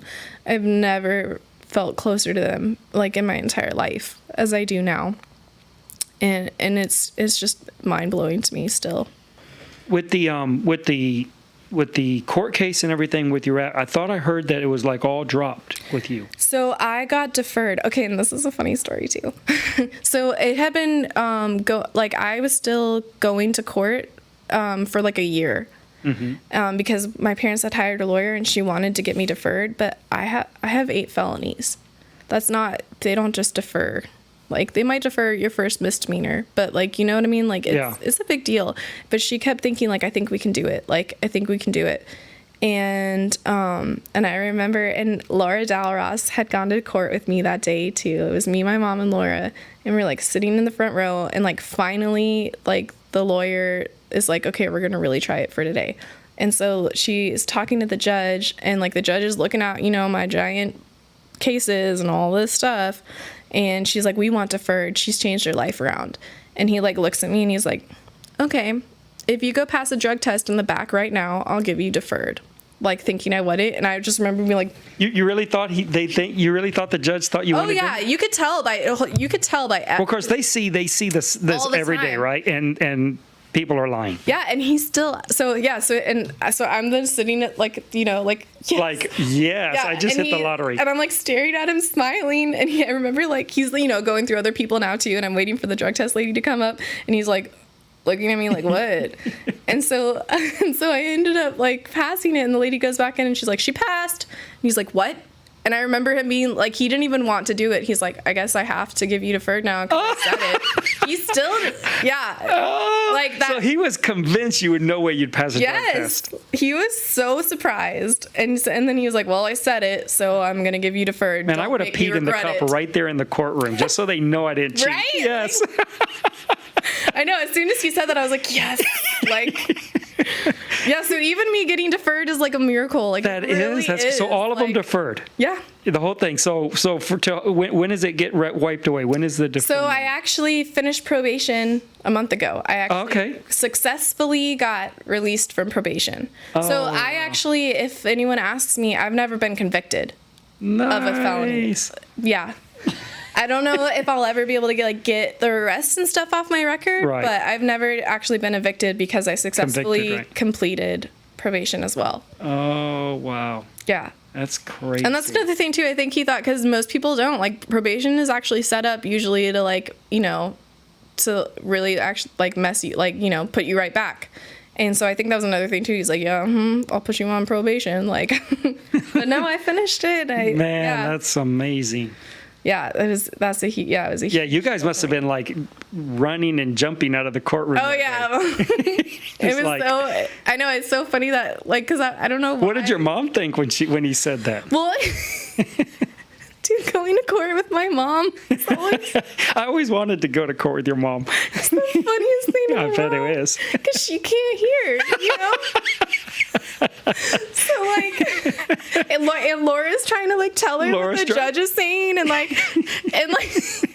mom was like, what? And then her, so as soon as Laura says if she passes the drug test, or whatever, my mom's like, oh, and I had to sit in front, whatever, when I was waiting for the drug test lady, and she's like, oh, Mikayla. like all excited. So her and Aunt Laura are like back there, like the judge is like, who are these people? Like The judge probably never seen anybody get so happy about a drug test. Yes, I could see on his face. He was like real, like what? He was already thinking, "Oh, I should not have promised that." Probably. He's like, I shouldn't have said that to this one. Yeah. So that day was it was a miracle. Like it really. I mean, it was God. Like there's no other way. Like I shouldn't have gotten deferred. Like like yeah. So that's why I just know everything he's done for me is all him. Literally everything since I've gotten sober, I know it's him. Like I know it's him, and it still blows my mind. Like, so looking back, all the way back, was there anything that you think anyone could have done to help you not even start off on this path?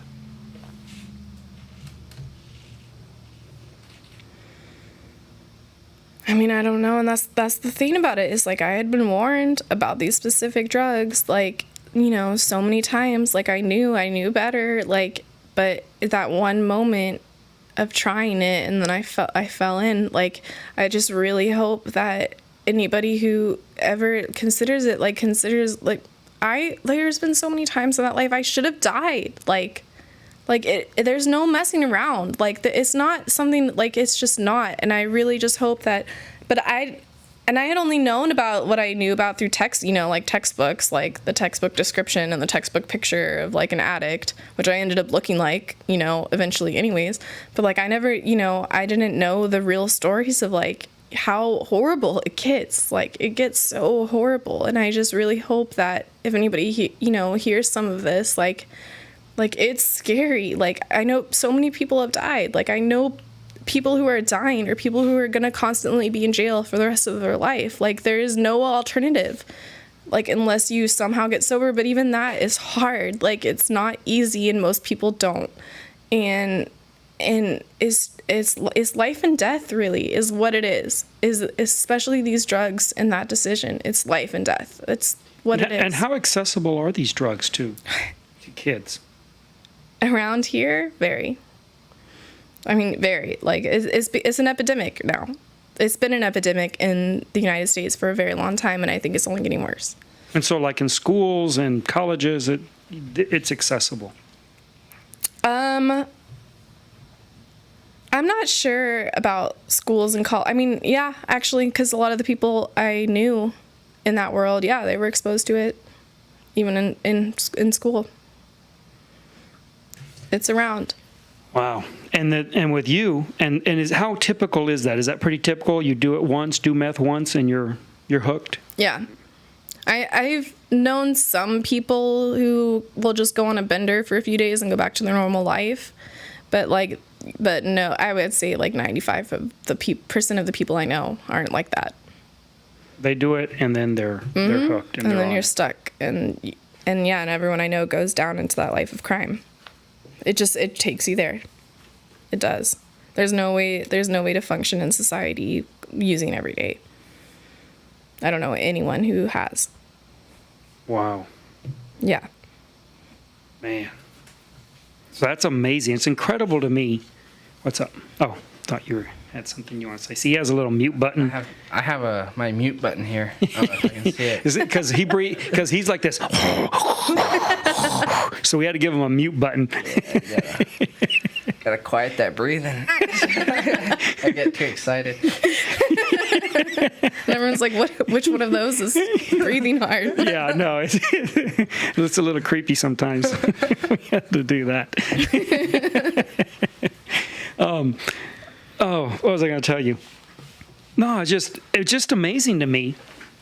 I mean, you guys, you and David's story and where you are now, and going to church, and you look very happy and healthy and excited, and a future in front of you, and you're happy and excited about the future that's coming. Amazing difference. Yeah. From a very short time ago. Yeah. Now, how concerned should you be to stay on this path? Is this something that you think you have to really be careful with? No. Or no? You're like, No, this is it. And like I think another reason why I am so introverted now is because I'm so happy in my peace. Like now my peace in my house and like my little, sanctuary, it means everything to me. Like anything that's going to mess with it, I just can't. People who, and I still have depression. I still have it. Like it's still there. I'm still clinically depressed, but I've been able to, I am taking like a Lexapro, a very small dose of Lexapro, which helps you just take the edge off, but I still have, I'll still be able to feel a spiral coming on. But like now I'm just proactive about keeping my peace. Like I'm I'm so protective of it, very proactive about it. And that's what keeps me going is like my happy little place, with him and with my dogs and like that's it. That's my life now. And I'm keeping it protected. And that's how I keep my depression in check. And that's how I keep going. And so, yeah, no, I ain't going to mess with my peace anymore. It's not happening again. How does when you say you're clinically depressed, so can you describe a little bit what that's like? Because I've never had depression, so I don't know. So I think it's a little different for everyone, but mine, it usually, I start falling into like, I'll have days, and it's interesting to see in my work as well, in my like line of my career line too, is like I'll have days just randomly where like all I want to do is go home and sleep. I don't want to clean. I definitely am not talking to a client that day, like, and I just have no life or motivation, and then I'll pull out of it and I'll just be like my mom, like when I'm not depressed, I'm like my mom. And I am very like bubbly and social and loud and like, and so I still go through the waves, but now I just let myself, I'll just let myself ride it, and I'll take care of myself. I'm very good I'm trying to take care of myself, and I don't push myself too hard. Like I'll go like sleep and I'll put on a kid's movie. Like Disney movies help me, just helps me go to a happy place. And so I just try to take care of it, but it's still there. And usually it comes in the form of like not wanting to eat and just wanting to sleep. That's how my depression comes about. So it's very different, I think, for everyone who has it and how their brain works and how their personality is to begin with. But I don't have as despairing thoughts. I used to have I used to go to really dark places in my head. And that's really what the Lexapros helped. Like, I still have depression. I still go through, waves. But my mind doesn't go as far down as it used to. It keeps that in check. And so, I used to just, like, spiral into, like nothing could make me feel okay. Like, I was almost, like, manic about it. And, like, and it's strange, too, because David's never had... he's never had to deal with mental illness, so it was really hard for him to like to understand, or to understand and see and learn and like feel, and so that was a big deal in our relationship, is like us coming to terms with how to work with that.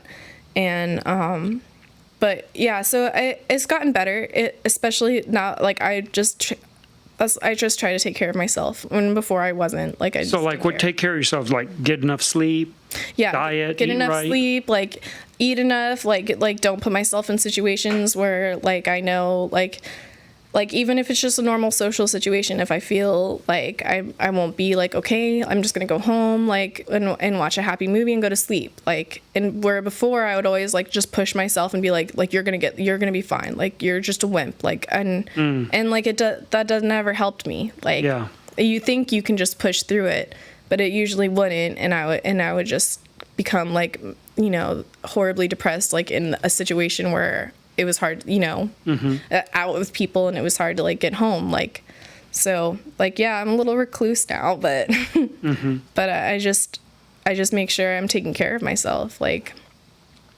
so yeah, it's hard to learn, but I've definitely learned to cope with it. Does it help when you feel that way and you get home and you're in your own house and it's your house and all of that? Does that help? Yeah. That's what I mean. This is what I dreamed about. Where I'm at right now in life is like what I dreamed. It was like my wildest dream when I was addicted. This is it. That's why I'm never going to do anything to give it up, because this is all I wanted when I was there. And so, yeah, so now, like, going home, like, having my dogs, like, in my own house, yeah, it's my happy. Yeah. Man, that's fantastic. That's amazing. It's an amazing, amazing journey. It's insane. Yeah. Yeah. Still mind-blowing. It is. Yeah. It really is. It's every time I think about you guys and just that, to me, it's just like bookended so Yes. dramatically from, in jail, 2.5 years ago to owning your own home. Yeah. I mean, that's just like incredible, it's not a usual story. That's I know. That's something that most people that are in that situation never. Yeah, and They I don't feel, get there. I still feel a lot, I still get thoughts of, like, guilt, and I still get thoughts of, like, What do you get thoughts of guilt of? my parents.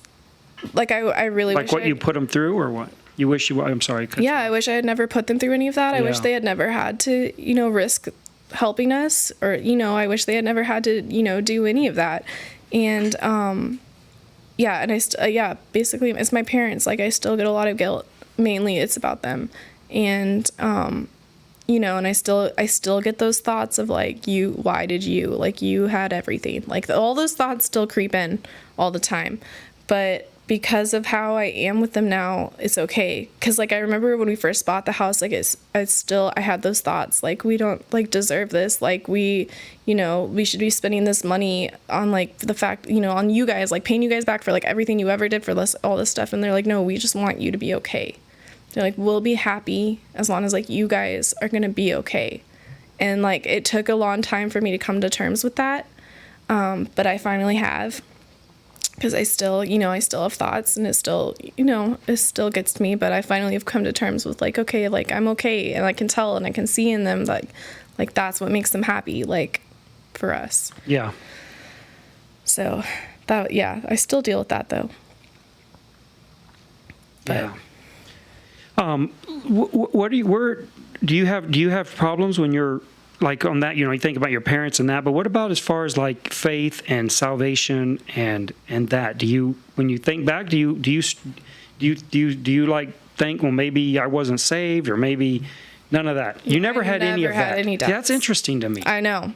I mean, it was. I'm not saying you should have. It's just interesting. No, when I was like 8, I kept thinking I wasn't saved for lots of reasons. Yeah. And I got saved like 40 times.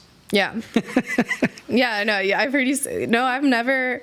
But I never had that, and I don't know. And, like, why do you think that is? I think a lot of it has to do with the way my dad raised us, because religion, like, our faith was never, like, he always made sure it was our faith. He always made us critically think everything, like, and I respect him so much for that, because after going through this, I don't know if I would have been how I am. Like, I don't know if my faith would have been okay, but, like, he made us critically think everything through. Like, he made sure that our faith was our faith.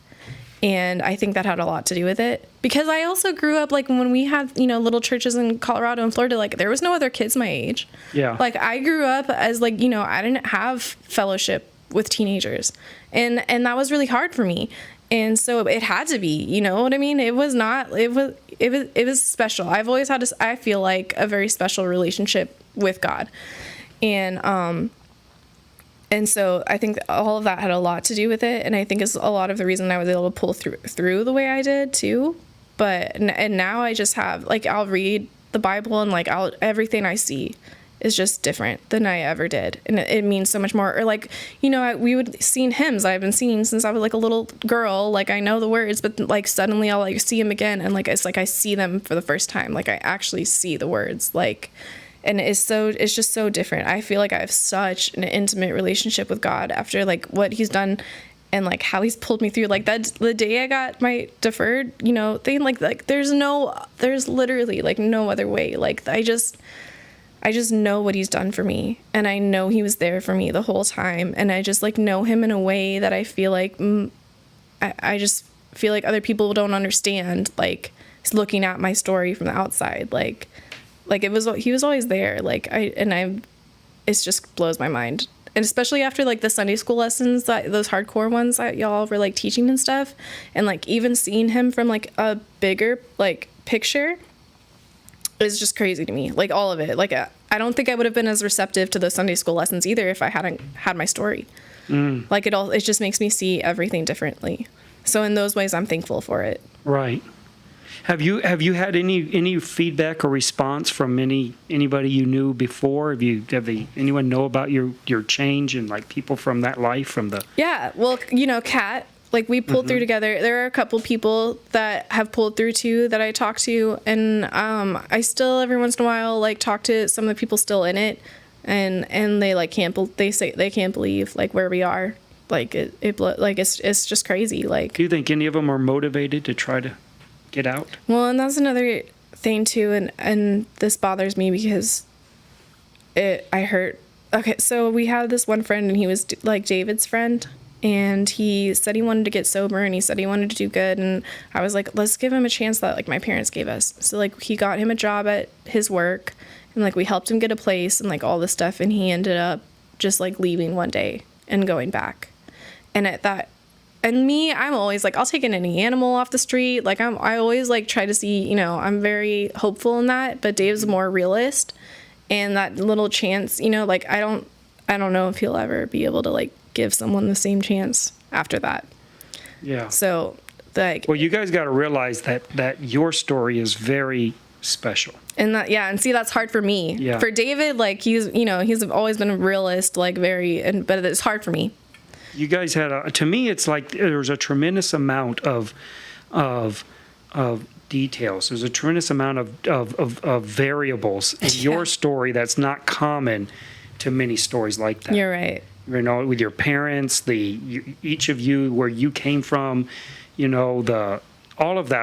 I mean, I haven't talked to a lot of addicts in that. I've talked in Mexico. I did some, but not a whole lot to this extent. And so I can't guarantee that, but I'm assuming that your story is very unique. Yeah, no, it definitely, I don't know anyone else, but it's hard for me, especially when I'm so happy. It's hard for me, like, to not to want to make everyone else from there, like, to pull everyone out. Oh, I know, yeah. But I've had to, just not, as much. Like, I'll still try to, like, say things and stuff, but I can't, we just can't risk. No, we also aren't going to risk ourselves. Yeah, that's what you have to be very careful with. Yeah. Yeah. I mean, I understand the wanting to pay it forward type of a mentality, but honestly, I think that things like that are better left to people like your parents, people that there's no danger for them at all in that world. Yeah. Right? And they can help people because they can do it more objectively. Yeah. And more intelligently, if you will, or more insightfully know because they're not navigating any of it. Yeah. They're completely removed from it. And there's a lot of people out there. How helpful was like AA for you guys? So that's another thing too, is I really, really liked it in the beginning. It was really, really good, especially because I was instantly back into our Christian circle. Sorry. It's all right. I was instantly back into like our little Christian circle after being around all these, people in that world for so long. So when I started going to NNA meetings, it was so nice to like be around people who knew that side of me and understood that side of me. Mm-hmm. But it's eventually gotten to the point in my sobriety where I don't enjoy them as much because it's hard for me to hear people be like, oh, I have all these like using dreams and like all that stuff. I don't know why, but it's hard for me. And I would rather almost be around normal, sober people. That I get more fulfillment out of that. In the very beginning, it was nice. It was very helpful. It was very helpful. It really was. It helped me a lot. And I was very into it. But it's kind of come to the point where I need to just surround myself with people who are okay. What would you, if a Christian were to ask you, if they have a child or a loved one in a similar situation, and how do they deal with that? What can they do for that person? What advice would you give them? So I would tell, because the thing is, everything you say to them is they're gonna hear it. They're like anything my parent, like anyone ever said to me in that time, like I heard it, I accepted it. It's not like it instantly changed me, but it builds up, and I think it has a lot to do with like how God helps salvation, like and how he was what did he say to Paul? How he was, or Paul said, when you said it in like your other When sermon. it was hard for thee to kick against the pricks, or what are we talking about? Yeah, but you were like, he was obviously working on Paul for a long period of time before that happened. Yeah, God told him it's hard for you to kick against the goads. Yes, and so I see it the same way. Like, I think you should, I don't ever, unless they're actually, they're ready to change, like, don't go out of your way to help them. But I think you definitely should work on them, like, from afar. I think you should constantly, like, show that you love them, show that you have faith in them, show that there's a way. Like, I think being told all those things over time, even though you don't instantly see the results, just like with witnessing, I see it the same exact way. Personally, is like, there's no way you're going to be able to force them to be saved, but you can keep working on them. And I think it's the same thing now. What is more helpful, do you think, in that case, to be like tough love, like tell them something rough, or just, we love you, call us, we're here for you? What is? Well, and that's the thing, is I think it depends on the person. 'Cause, Right. like, for me, in my despair and depression and my own self-hate, hearing someone believe that they had faith in me and I could do better is what helped me. But not everybody. Most other people might need tough love. I think it really depends on the person.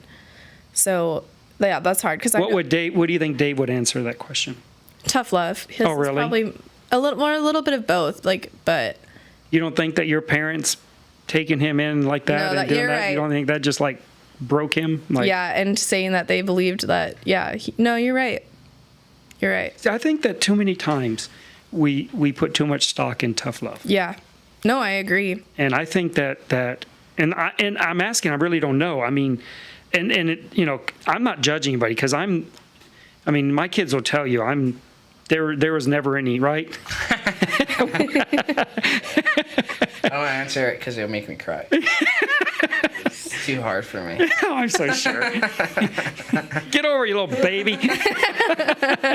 Yeah, I mean, I don't want anyone to think that I'm like trying to judge anyone or Yeah. to me, I'm like the worst.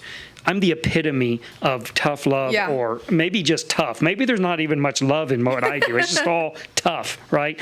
And it just seems to me, I've been really watching this whole thing, because we started the church like just after, right when you came back, basically. Which was like, that was another thing. Like, there's just so many things in the timeline. That was good for you, right? That was huge for me. When my parents told me the plan or whatever, like, I was like, oh my gosh, I got back in time for, like, this monumental historic thing. Like, that's how I saw it. I was like, I can't believe I just got, back to life in time for this. Like, it was a huge thing for me. Yeah, I remember you were very excited. I was so excited, and I was so happy I was going to be there for it. Yeah. It was a huge deal for me. Yeah. It really was. Yeah, so I've been watching this, very interested, very curious on and watching how your parents handled it, which I thought as far as I'm concerned, I thought your parents did an amazing job. Well, no, in how they handled this. You're right, but the thing about it is, like, like I said, when I first got home, it wasn't lovey-dovey. They were very, like, you're going to... They were stern. Yes, it was stern love. It wasn't tough love. They never put me down for anything. They never judged me for anything. But they were very stern until they saw I was okay. And then it formed into now we're just, we're just very lovey-dovey with each other now. Right. But in the very beginning, they were very stern, like, with everything. So you think they handled you very well when you came back? Yes. I think if they had been, honestly, any rougher or any sterner when I had been at the house and come back, I think I might have run away. I think it might have been. So you think they hit it right on the nail, Yeah. right on the head? But I also was at the point where I understood why they were doing it. Yeah. Whereas I also think if I had asked them for help and come home and I hadn't been, like, ready enough and they had been that stern, it would have scared me away. Right. So I do think it's a lot of variables. But they weren't exactly lovey-dovey, like, I'm so happy, like, you're alive and back. Like, no, it was a serious deal, and they took everything seriously. Like, I wasn't allowed to be alone. Yeah, I remember that. Your mom would, when we were looking for churches, and she, there was coordinating when she could do things, because she's like, she had to be there. Yeah. Yeah. So it wasn't like everything just bounced back to normal. It was an adjustment. But the thing about it is they never put me down, and they always made sure I knew that they had faith I could do it. And that's what kept me going, is the fact that they were there, and they were going to help, and they loved me and they thought I could do it. And then, yeah. And so that, it was a weird little mix between the two, but yeah. And you gotta be real with them. Like, one of my coworkers now has a daughter who's in active addiction, and we get to talk a lot, and it's really nice. And like, she finally came to the point where, like, because before, you know, it's hard not, it's your child. Like, it's hard to not want to just, you know, instantly like mama bear them, like, Yeah. But, and she's finally come to the point where, like, she has to be stern with her, but like the second that she decides she wants to change her life, she's gonna take her back. But like, she can't just keep buying into, you know, all the crap until then, like. Yeah. Because addicts are liars. Yeah, Yeah. they are. And they're gonna manipulate any situation they're in to get what they want, what they need. It isn't a way of need. It's, you know, it really is. It's what it is. They look at it, right? It's a need. Oh, yeah. You're like, I need this, and I can't live without it. I can't cope without it. Which is why you get in that scary, I always call it like a survivalist. Like, it's and then almost that becomes addicting. It's strange. It's a whole strange situation once you get that far. But yeah, you think you need it, and so much to where, like, that's your, like, you're, you know, one-minded in that one direction at that time. But that's why I would say love from afar. You know, don't, like, and that is another good thing. I look back, I missed a lot out of my life, my parents' life, but I'm also really happy I never brought certain things around them or certain people around them. And I never asked them for money. You know what I mean? Like, I was proud enough that I can say I never did any of those things. But a lot of people will. I know people who, you know, rob their parents blind, like, and so it's a tough line. But yeah, I think words will resonate. They will, and you won't see it for a while. But everything anyone did say to me, it did resonate. Man, that's amazing. Well, that's an amazing story. I really am thankful that you came in and talked to us about this. I actually think it's very healing for me. I imagine it is. I think it's a big deal for me. Confession is very helpful. It's very healthy. Well, and it's hard because a lot of your viewers, you know, have known me my whole life. All three of them? Yeah, they all three know you. Yeah. But it's scary because, like, they're never going to see me the same. Like, there's no way, but Well, more of them know more of the details than you probably know. Probably. I mean, that things just get around. It's not, I'm not trying to say anyone's, like, gossiping, but, you know, it's just impossible for things not to get around. Especially with our dressed. Our story was super dressed. Yes. Oh, yeah, exactly. I mean, it's like, can you believe it? They own a home. I mean, you know, that's just, there's no way to not, for that not to get out or not to be pretty well known. Yeah. Yeah. So I think but I think you're right. I think that being honest about things and being open about them is very, very healthy and very strengthening. Yeah. And it is. And I really congratulate you guys. I am very impressed with both of you and your husband. What you guys have accomplished and where you're going, and I look forward to seeing where you go. I'd like to see you as an archaeologist. I kind of like that I've actually idea. thought about it recently. You should start taking some courses. I've thought about it. I mean, if you don't have kids, you should do that. You should start taking some courses. Who knows where that might go? It's funny because I literally had a discussion with my friend about that like 2 or 3 days ago, and I'm like, I might really go back to school. And the thing is, because of my whole drastic story, I actually have enough credits for a bachelor's. But because I kept switching and stuff, and then I like fell off the face of the earth, like I never got it. But I'm actually pretty close. Do it. I know. I've thought about it. You need to get that done. Or even if I just became like an archaeology professor, like I'm about it. I would do it. Yes. Yeah. Don't get on it. Get on it. I know. I've thought about it because and that was another thing too. I just love about my dad is he knows. Like as soon as I went to college, well, it's really funny because I graduated in like the bottom 3 of my high school. I didn't care about high school. I just didn't care. Like I you know my parents, they're bright, so I wasn't stupid, but I didn't care. And so then they forced me to go to college, and I took an archaeology class, and like I just instantly like was drawn and fell in love. And like once I was able to take classes I liked, I did great in college, more than I had like straight C's and D's throughout high school. Okay, like, and then I got A's in college. Like, because you were doing things you're interested in. Yeah. Which is a real problem with the education. I have a real issues with the education system. I know. I mean, I think it's incredibly corrupt, especially the university education system, even though I'm telling you to go. No, but I agree. But I do. I think there's a lot of problems with it. But I do think that one of the problems with, because, you know, I was like kind of the same way. I didn't like school, but I didn't like what they were teaching. Yeah, exactly. I just didn't like what they were teaching. It was not interesting, and most of my teachers did not make it clear to me how this was going to be of any use to me. Oh, yeah. If they could have explained to me how that would have been of use to me, I'd been a lot more interested in learning it. As opposed to just like, well, you need to pass a test. Well, I didn't care about passing the test, right? But now I look at it and go, well, I see where all this is very useful, right? But at the moment, no one's telling me that. Yeah. And I say no one. I had a couple decent teachers who made it where it was something that I could really wrap my head around the usefulness of it, or you know, where it was going to take me. And they were good teachers, and they did. And I did well in their classes. Yeah. But when the teachers where their goal was for me to do well on a test. Oh, I know. No, that's just getting worse here in the States. It's just. Yeah. No, it's a bad deal. Yeah.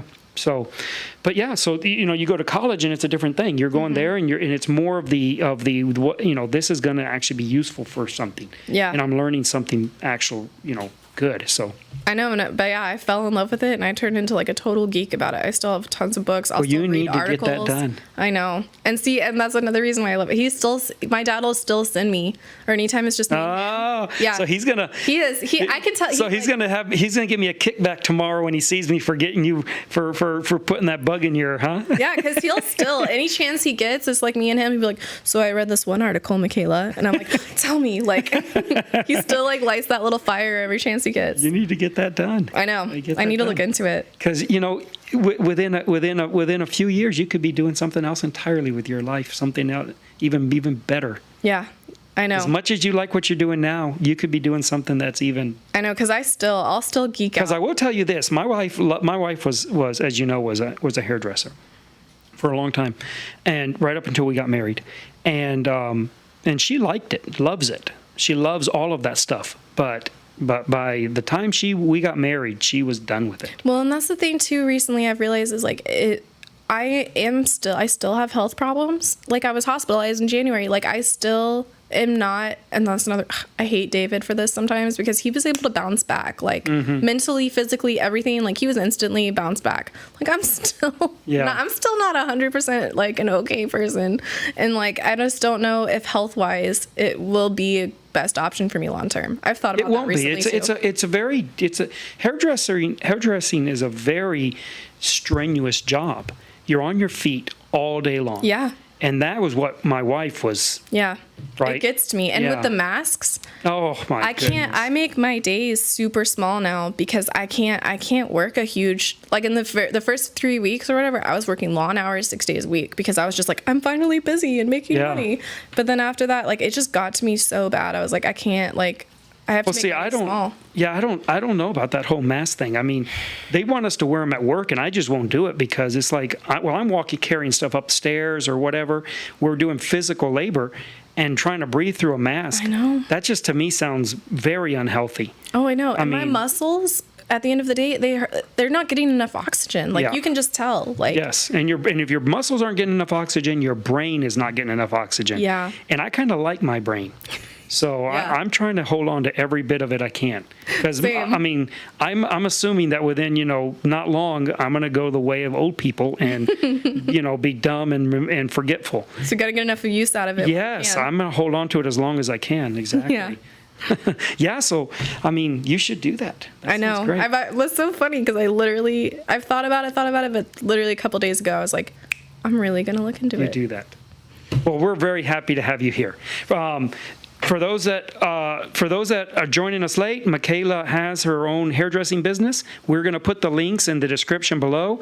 If you're suffering from corona hair and you need some help, she is very talented, does amazing work, especially if you want to be colorful for this season. She can really help you out there. So we'll put some links to that. Also, some other the links that you talked to us about. The addiction link you mentioned, we'll get that to us, and we'll put all that in the description, and you can look that up and check her out. If you notice, I'm wearing my Born Again shirt. You can get these shirts. This isn't my merch. I don't sell anything. But you can get these at Clean Apparel. They have a whole bunch of different ones. I bought a different one. So if you're looking for some Christian shirts that just have a good message on them, I really like them. They're great shirts. They're fantastic shirts. They get them printed at the same place we get the Freeborn Church printed. And so they're really, really nice shirts. And I like a lot of the things they put on them. So they're interesting to me. So if you want one of those, you can go to Clean Apparel. And well, don't tell them I sent you, because they don't have a clue who I am. There's no discount. There's no discount code here. There's none of that. You're watching a podcast that might not even be streaming, as far as I know. Okay, so but really, check them out and check out Mikayla's stuff. Thank you for coming in. Thank you. We love you. We are so proud of you. We're thankful to God for you, and we're really excited to see what God does with your life. Thank you. All right, you guys take care.